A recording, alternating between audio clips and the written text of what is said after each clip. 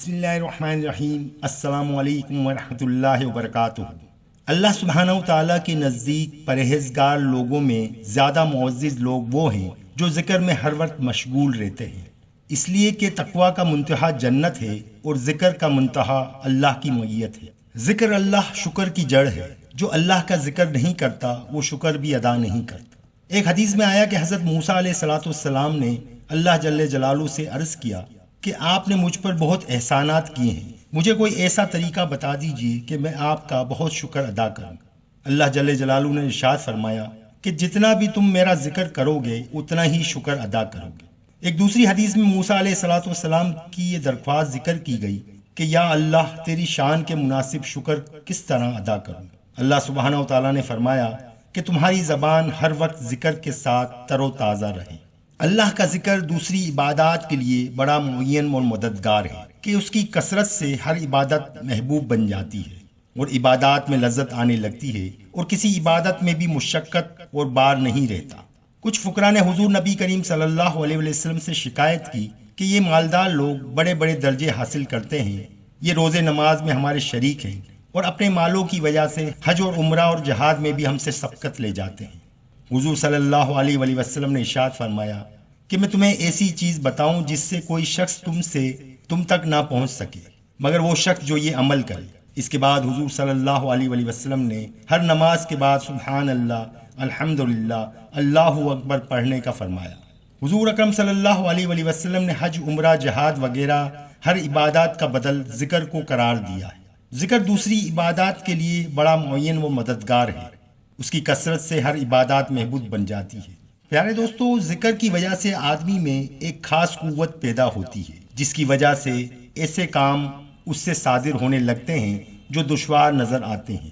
پیارے دوستو، آخرت کے لیے کام کرنے والے سب دوڑ رہے ہیں اور اس دوڑ میں ذاکرین کی جماعت سب سے آگے ہے۔ قیامت میں جب لوگوں کا اعمال کا ثواب ملے گا تو بہت سے لوگ اس وقت حسرت کریں گے کہ ہم نے ذکر کا اہتمام کیوں نہ کیا، کہ سب سے زیادہ سہل عمل وہی ذکر تھا۔ ایک حدیث میں نبی کریم صلی اللہ علیہ وسلم کا ارشاد ہے کہ مفلس لوگ آگے بڑھ گئے۔ صحابہ رضی اللہ تعالیٰ عنہ نے عرض کیا مفلس لوگ کون ہیں؟ حضور صلی اللہ علیہ وسلم نے ارشاد فرمایا ذکر پر مر مٹنے والے، ذکر ان کے بوجھوں کو ہلکا کر دیتا ہے۔ ذکر کرنے والے کی اللہ تعالیٰ شان و تصدیق کرتے ہیں اور اس کو سچا بتاتے ہیں، اور جس شخص کو اللہ تعالیٰ خود سچا بتائیں اس کا حشر جھوٹوں کے ساتھ نہیں ہو سکتا۔ حدیث میں آیا ہے کہ جب بندہ لا الہ الا اللہ واللہ اکبر کہتا ہے تو حق تعالیٰ شانو فرماتے ہیں میرے بندے نے سچ کہا، میرے سوا کوئی معبود نہیں ہے اور میں سب سے بڑا ہوں۔ اللہ سبحانہ و تعالیٰ کا ذکر جنت کے پودے ہیں۔ پیارے دوستو، جس قدر بخشش اور انعام کا وعدہ اس ذکر اللہ پر ہے اتنا کسی اور عمل پر نہیں ہے۔ چنانچہ ایک حدیث میں ارشاد ہوا ہے کہ جو شخص لا الہ الا اللہ وحدہ لا شریک لہ لہ الملک ولہ الحمد وہو علی کل شیء قدیر 100 مرتبہ کسی دن پڑھے تو اس کے لیے 10 غلام آزاد کرنے کا ثواب ملتا ہے، اور 100 نیکیاں اس کے لیے لکھی جاتی ہیں، اور 100 برائیاں اس سے معاف کر دی جاتی ہیں، اور شام تک شیطان سے محفوظ رہتا ہے، اور دوسرا کوئی شخص اس سے افضل نہیں ہوتا مگر وہ شخص کہ اس سے زیادہ عمل کرے۔ اسی طرح اور بہت سی احادیث میں جن سے ذکر کا افضل اعمال ہونا معلوم ہوتا ہے۔ اللہ کا ذکر شیطان کو دفع کرتا ہے اور اس کی قوت کو توڑتا ہے، اللہ سبحانہ و تعالیٰ کی خوشنودی کا سبب بنتا ہے۔ ذکر دل سے فکر و غم دور کرتا ہے، دل میں فرحت، سرور اور انبساط پیدا کرتا ہے، بدن کو اور دل کو قوت بخشتا ہے، چہرہ اور دل کو منور کرتا ہے، رزق کو کھینچتا ہے۔ ذکر کرنے والوں کو ہیبت حلاوت کا لباس پہنایا جاتا ہے، یعنی اس کو دیکھنے سے رعب پڑتا ہے اور دیکھنے والوں کو حلاوت نصیب ہوتی ہے۔ اللہ سبحانہ و تعالیٰ کی محبت پیدا کرتا ہے، اور محبت ہی اسلام کی روح اور دین کا مرکز ہے اور سعادت اور نجات کا مدار ہے۔ جو شخص یہ چاہتا ہے کہ اللہ کی محبت تک اس کی رسائی ہو، اس کو چاہیے کہ ذکر اللہ کی کثرت کرے۔ جیسا کہ پڑھنا اور تکرار کرنا علم کا دروازہ ہے، اسی طرح اللہ کا ذکر اس کی محبت کا دروازہ ہے۔ ذکر اللہ سے مراقبہ نصیب ہوتا ہے جو مرتبہ احسان تک پہنچا دیتا ہے۔ یہی مرتبہ ہے جس میں اللہ تعالیٰ کی عبادت ایسی نصیب ہوتی ہے گویا اللہ جل شانہ کو دیکھ رہا ہو، اللہ کی طرف رجوع پیدا کرتا ہے، جس سے رفتہ رفتہ یہ نوبت آ جاتی ہے کہ ہر چیز میں حق تعالیٰ شانہ اس کی جائے پناہ اور ماوا والملجا بن جاتا ہے۔ اور ہر مصیبت میں اسی کی طرف توجہ ہو جاتی ہے۔ ذکر اللہ کا قرب پیدا کرتا ہے، اور جتنا ذکر میں اضافہ ہوتا ہے اتنا ہی قرب میں اضافہ ہوتا ہے، اور جتنی ذکر سے غفلت ہوتی ہے اتنی ہی اللہ سے دوری ہوتی ہے۔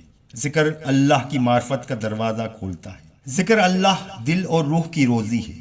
اگر ان دونوں کو اپنی روزی نہ ملے تو ایسا ہے جیسے بدن کو اس کی روزی یعنی کھانا نہ ملے۔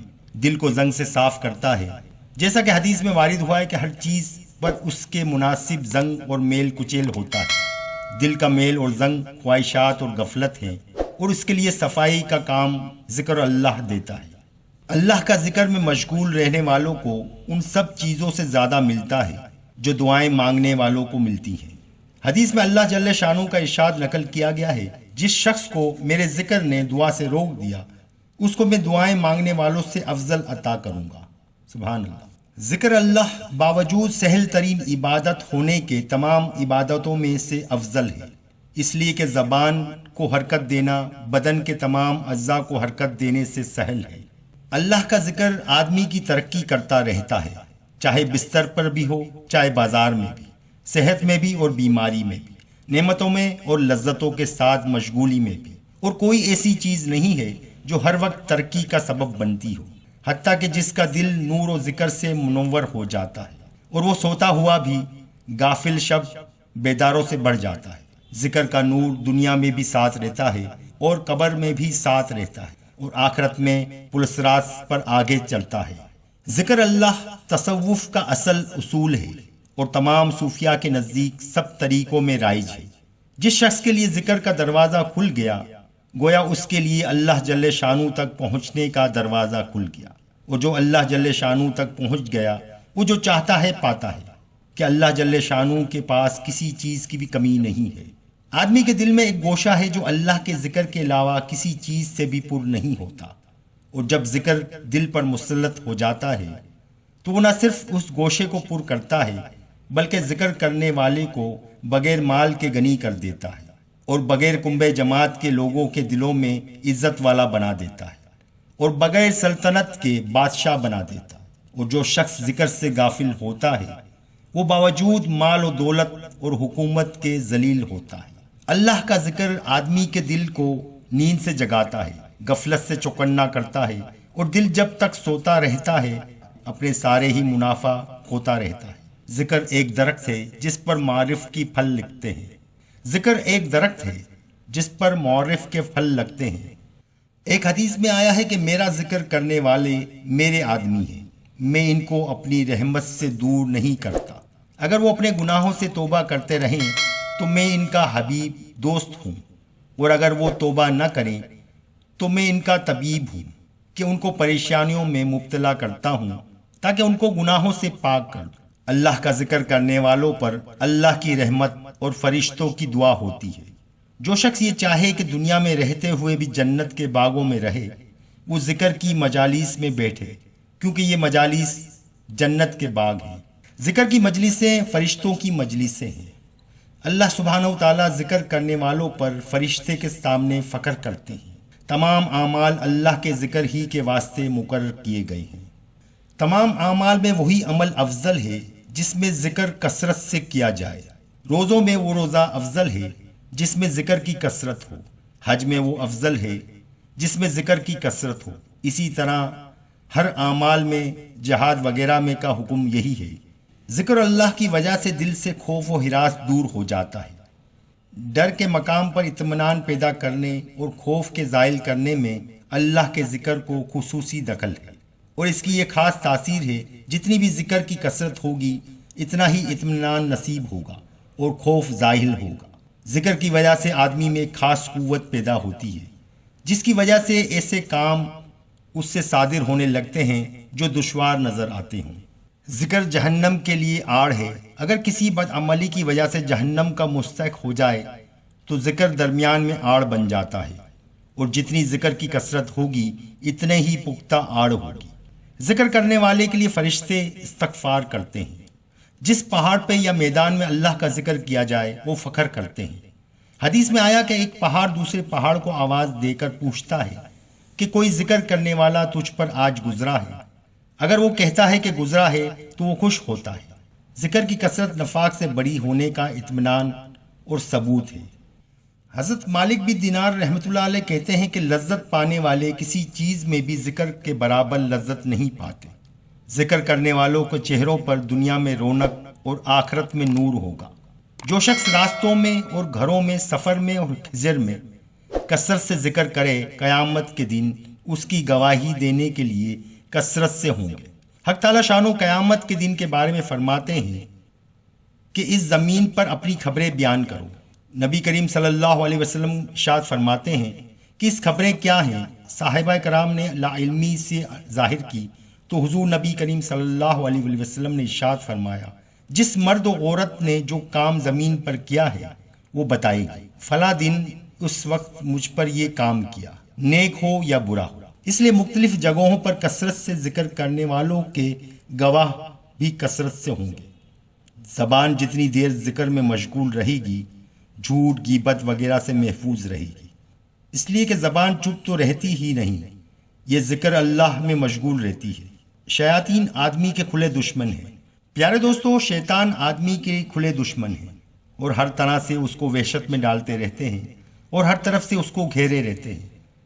جس شخص کو یہ حال ہو کہ اس کے دشمن ہر وقت اس کا محاصرہ کیے رکھتے ہیں، اس کا جو حال ہوگا ظاہر ہے، اور دشمن بھی ایسے کہ ہر ایک ان میں سے یہ چاہے کہ جو تکلیف بھی پہنچا سکوں پہنچا دوں۔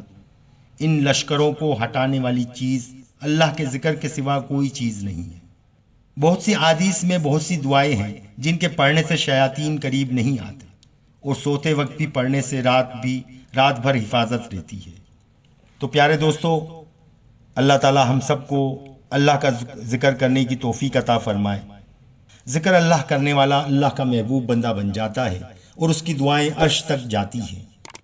دعائیں اللہ تعالی ہم سب کو عمل کی توفیق عطا فرمائے۔ ویڈیو اگر پسند آئی ہو تو لائک اور سبسکرائب ضرور کیجیے گا۔ انشاءاللہ تعالی پھر ملیں گے نیکسٹ ویڈیو میں۔ اللہ حافظ۔